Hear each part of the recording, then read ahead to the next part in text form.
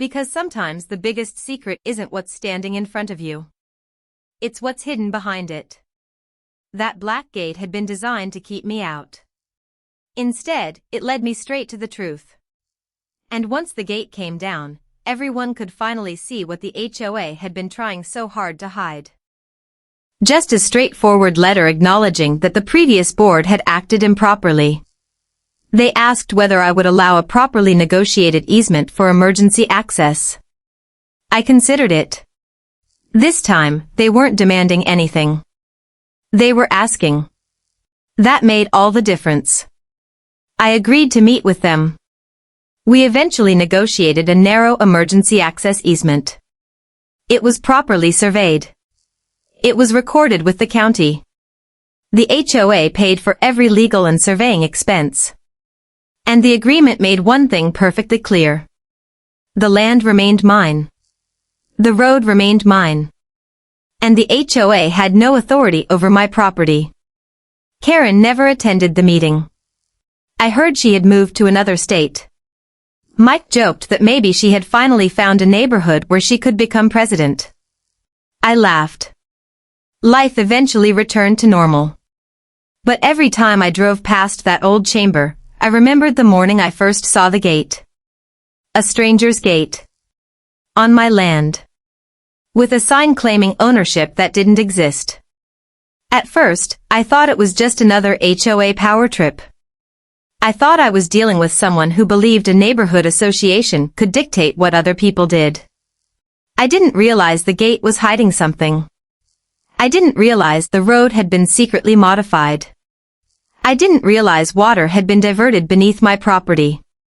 And I certainly didn't realize the police officer who came to document a simple property dispute would be the person who uncovered the truth. The most important lesson I learned was simple. If someone tells you that you don't own your own property, don't argue with them. Check the records. If someone puts up a sign claiming authority over your land, don't tear it down in anger. Document it. If someone says they have permission, ask them to prove it. And if something looks strangely new on land that hasn't changed in years, look underneath. It was covering something dangerous. I looked down at the old concrete chamber. For 23 years, I had walked past that area without knowing what was underneath. The HOA had known. They had found it. And instead of asking permission, they had tried to hide it. That was the part that stayed with me. Not the gate. Not Karen. Not even the legal threats. The deception. They had assumed that because I lived outside their community, they could treat my property as an extension of theirs. They thought nobody would check the records. They thought nobody would look beneath the gravel. And most importantly, they thought I would back down when they put up a sign telling me that my own land belonged to someone else. They were wrong. A month later, I replaced the old gate area with a simple wooden fence. Not because I wanted to keep anyone out. Because I wanted the boundary clearly marked. I also installed a small sign. It read, "Private property. Nothing else. No threats. No insults. Just the truth." Mike came by one afternoon and laughed when he saw it. "That's much better than Karen's sign." I smiled. "Yeah." He looked toward the subdivision. "Do you think they'll leave you alone now?" I looked at the open road. I hope so. But I knew better. People who believe rules apply only to everyone else rarely change overnight. Still, something had changed. The county had documented the boundary. The utility system had been restored. The HOA had lost control of the situation. And the homeowners finally knew what had been happening behind their backs. A few months later, I received a letter from the new HOA president. It was an apology. Not a dramatic one. The investigator opened a folder. Inside was a copy of the HOA board's internal meeting minutes. One sentence was highlighted. Proceed with the Western Access Project before the landowner becomes aware of the utility corridor. I read it twice. The landowner. Me. They knew. They knew the property belonged to me. They knew there was a utility corridor. And they had intentionally built the gate before I discovered what was underneath. I wasn't angry anymore. I was disappointed. Because this wasn't a misunderstanding. It was deliberate. The county ordered the HOA to stop using the unauthorized water connection. The drainage modifications were placed under emergency review. The gate was ordered removed. But I didn't remove it immediately. I waited for the official paperwork. When the county finally gave me written authorization to clear the obstruction from my property, I hired a licensed contractor. On a bright Monday morning, the gate came down. I stood beside my truck while the workers unbolted it. Karen arrived just as the final section was being lifted away. "You can't do this," she shouted. I held up the county order. "Actually, I can." She walked toward me. "This road belongs to the community." "No. The HOA paid for it." "That doesn't make it yours." "You'll hear from our attorney." "I already have." She looked toward the open chamber. "You don't understand what you're destroying." I looked at her. "I'm not destroying anything." I pointed toward the county engineers. "They're restoring it." Karen didn't respond. For the first time since I'd met her, she had nothing to say. The gate was loaded onto a trailer. The sign reading HOA property, no trespassing, disappeared with it. The gravel road was open again. But the story didn't end there. The county's investigation uncovered something even bigger. The HOA had collected special assessments from homeowners for the Western Access Project. Someone had illegally connected it to the subdivision's irrigation system. That explained everything. The HOA had been using water from a system they didn't own. And they had hidden the connection underground. Karen was called to the county office. So was the HOA's contractor. The contractor initially denied knowing anything. Then the county showed him the construction records. His company had installed the pipe. He admitted the HOA had hired them. "Who gave you permission?" the engineer asked. The contractor pointed toward Karen. She said the HOA had an agreement with the landowner. Karen stared at him. "I never said that." "You absolutely did." The room became silent. The deputy was present. So was a county investigator. The investigator opened a folder. Inside was a copy of the HOA board's internal meeting minutes. One sentence was highlighted. "Proceed with the Western Access Project before the landowner becomes aware of the utility corridor." I read it twice. The landowner. Me. They knew. They knew the property belonged to me. They knew there was a utility corridor. And they had intentionally built the gate before I discovered what was underneath. I wasn't angry anymore. I was disappointed. Because this wasn't a misunderstanding. It was deliberate. The county ordered the HOA to stop using the unauthorized water connection. The drainage modifications were placed under emergency review. The gate was ordered removed. But I didn't remove it immediately. I waited for the official paperwork. When the county finally gave me written authorization to clear the obstruction from my property, I hired a licensed contractor. They threatened to sue me. I received an email stating that removing the gate would expose me to substantial liability. I replied with one sentence. "Please provide the recorded document proving the HOA owns or has an easement over my property." They didn't. Instead, they sent another warning. Then something unexpected happened. The county issued an emergency inspection order. Apparently, the diverted water wasn't just affecting my property. It was connected to the neighborhood stormwater system. The engineers discovered that the HOA had redirected runoff from a low section of the subdivision into the old agricultural channel. That channel crossed my property. The gate had been placed there to control access to the modified drainage system. But why? Because the HOA had been trying to solve a flooding problem. Several houses at the lower end of the neighborhood had experienced water damage during heavy storms. Instead of applying for proper drainage improvements, the HOA had apparently found the old utility corridor. Then they modified it, without obtaining the necessary permissions. And because the corridor crossed my property, they needed access. The gate was their solution. They assumed I would simply accept it. But there was another problem. The drainage modification had created a hidden pressure point.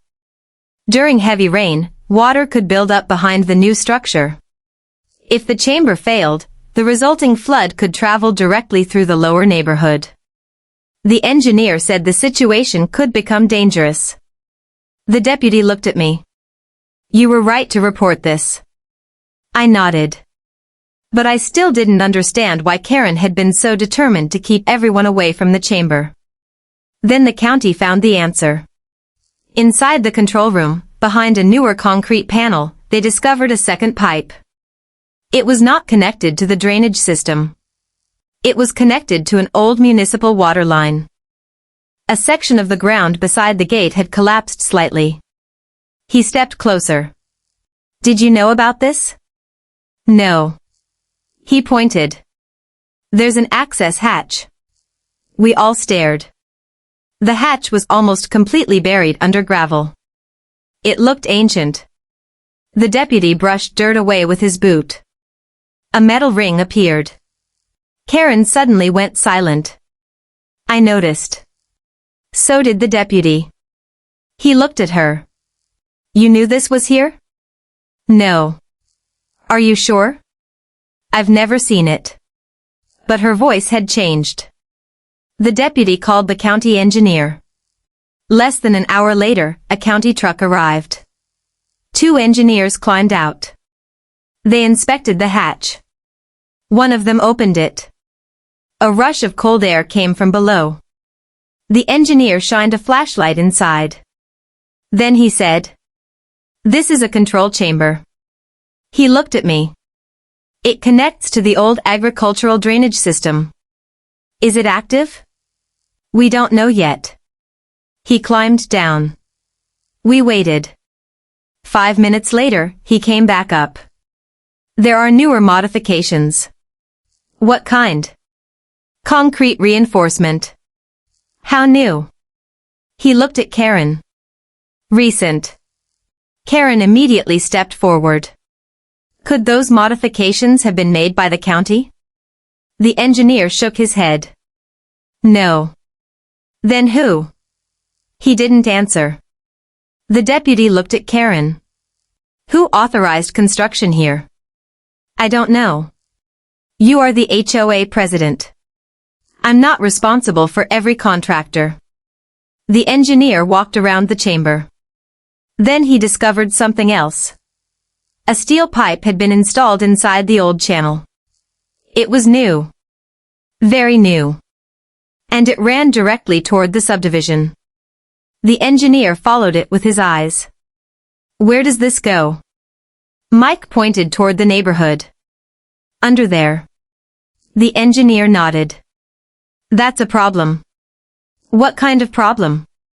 I asked. He looked serious. "That pipe appears to be diverting water." "From where?"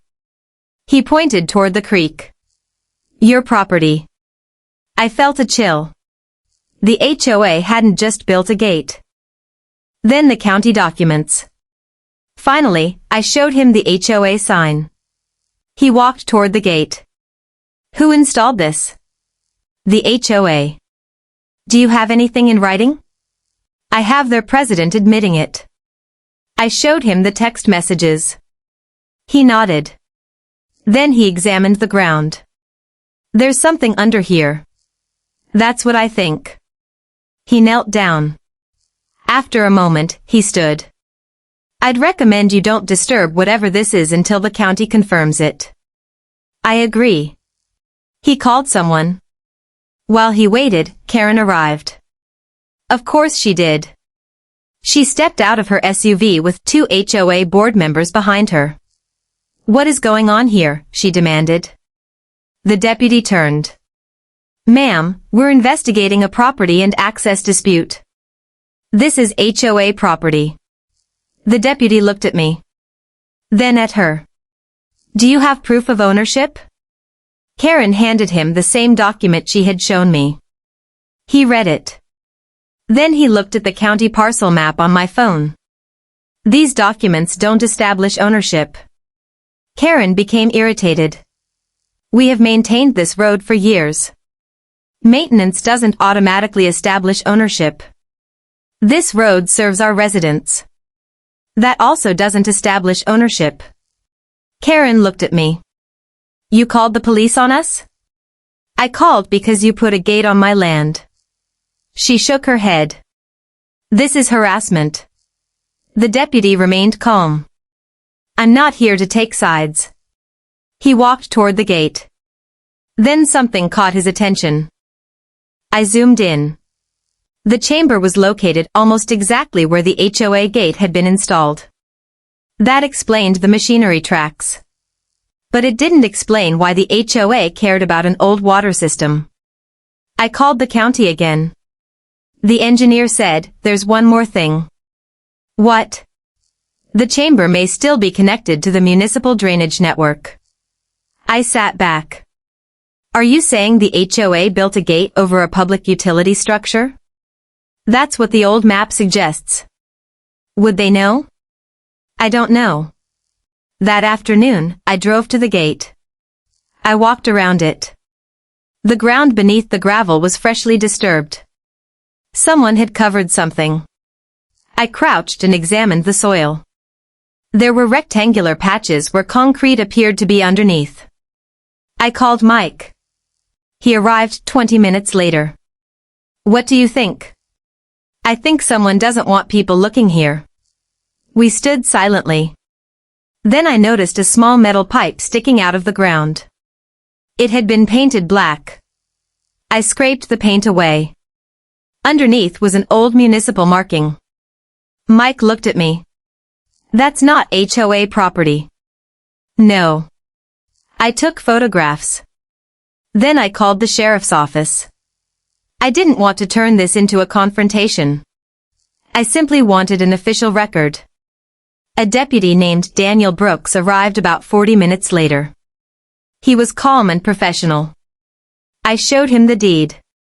Then the survey. Old utility route. Do not disturb without county approval. I stared at those words. Old utility route. I searched through my records. Nothing. Then I remembered something. My grandfather had once told me that the land used to contain an old pumping station. I had always assumed he was talking about the abandoned structure near the creek. But maybe he wasn't. I called Mike. "Do you know anything about an old utility route on my western property?" He went quiet. Then he said, "Actually, yes." "What?" "I've heard people talk about an old service tunnel." "A tunnel?" "Not exactly a tunnel. More like an underground concrete channel. Supposedly it carried water from the creek toward the old fields." "Who told you that?" "My father." "When?" "Years ago."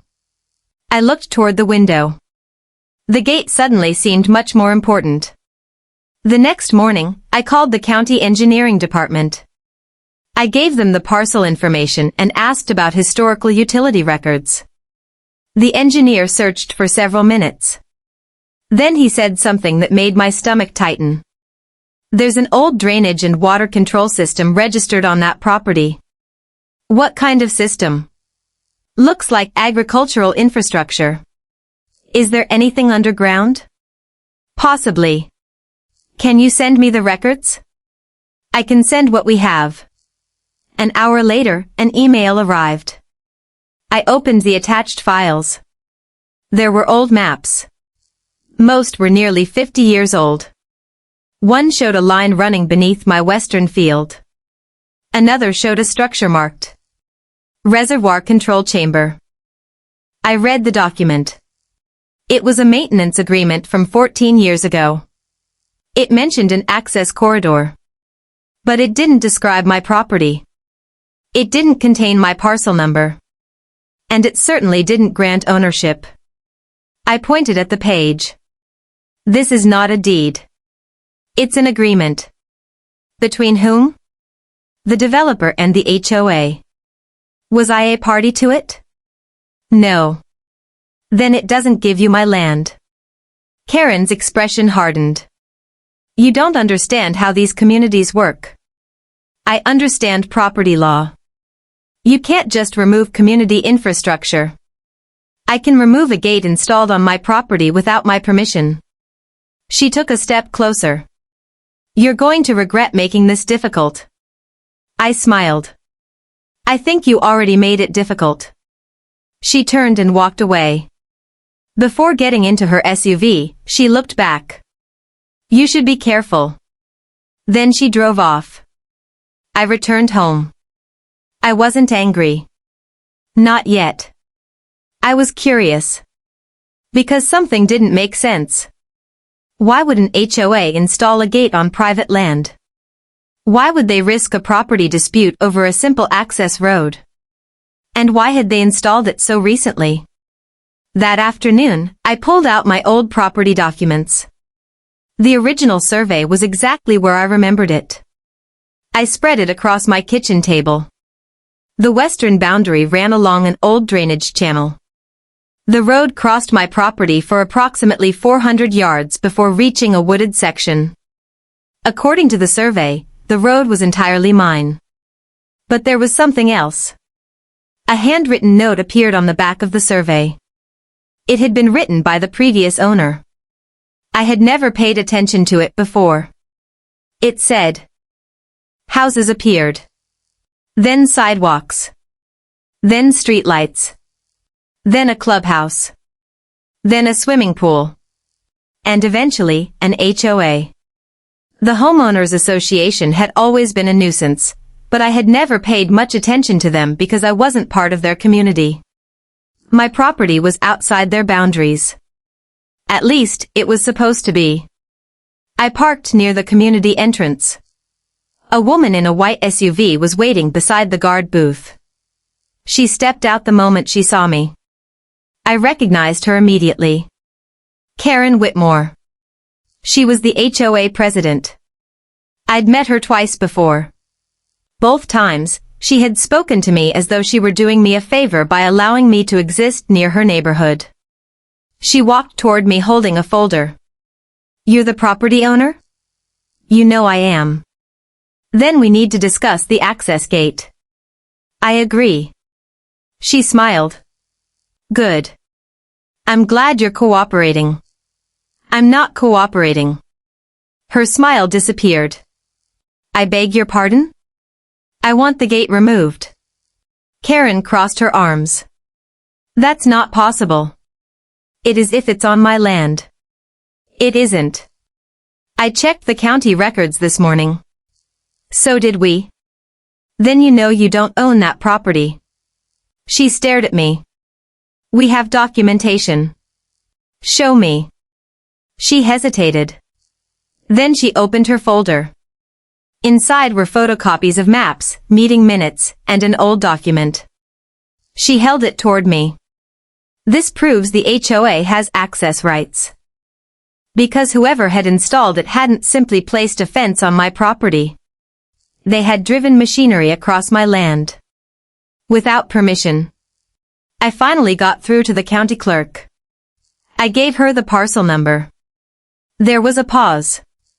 Then she said, Sir, according to our records, that parcel is privately owned. I know, I replied. I'm the owner. Another pause. Has there been some kind of easement filed? Not that I'm aware of. She checked again. No recorded easement. I stared at the gate. Thank you. I hung up. At that moment, my phone buzzed. It was a text from my neighbor, Mike. You saw the gate, right? I typed back. Yeah, Did you know about this? His reply came almost immediately. HOA says they're expanding the community access road. They claim they bought that strip years ago. I looked at the sign again. Years ago? I had purchased the property 23 years earlier. I had the original deed. I had the survey. I had the tax records. And I had never sold a single square foot of that land. I walked back to my truck and drove around to the eastern side of my property. There was another entrance. This one wasn't blocked. As I drove toward the neighborhood, I saw the source of the problem. The new subdivision sat about half a mile away from my western boundary. When I first bought my property, there had been nothing there except open fields. Over the years, the subdivision had grown. It stood across the old gravel road leading to the western side of my property, tall, black, and completely out of place. I had lived on that land for more than 20 years, and I knew every fence post, every tree, every drainage ditch, and every stretch of gravel like the back of my hand. That gate had never been there before. I stopped my pickup truck about 30 feet away and stared through the windshield. For a few seconds, I thought I might have taken the wrong road. But I hadn't. The weathered oak tree on the left was mine. The broken stone marker beside the ditch was mine. The old red barn visible through the trees belonged to me. And the land beneath the brand new gate? That belonged to me too. I stepped out of my truck and walked closer. A shiny metal sign was bolted to the gate. Private community access, HOA property, no trespassing. I actually laughed. Not because it was funny. Because sometimes something is so ridiculous that your brain doesn't immediately know how else to react. I pulled out my phone and took a picture. Then another. Then I called the county property office. While I waited for someone to answer, I looked around.